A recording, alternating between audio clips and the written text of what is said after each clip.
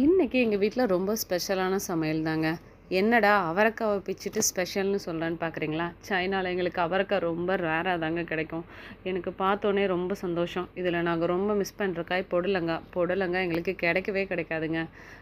So அவரைக்காய் பார்த்தோன்னே ரொம்ப சந்தோஷம். எனக்கு வந்து அவரைக்காய் சாம்பாரை விட பொரியல் ரொம்பவே பிடிக்கும்.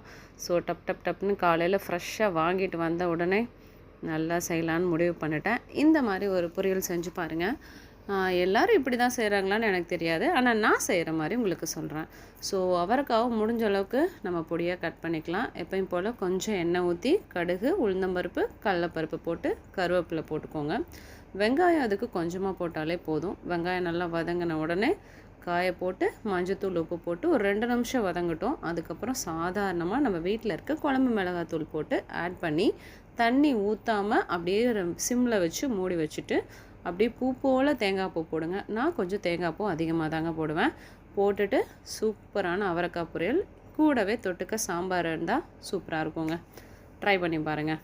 See you in next video. இந்த வீடியோ பிடிச்சிருந்தா நம்மள அப்படியே சப்ஸ்கிரைப் பண்ணிக்கோங்க.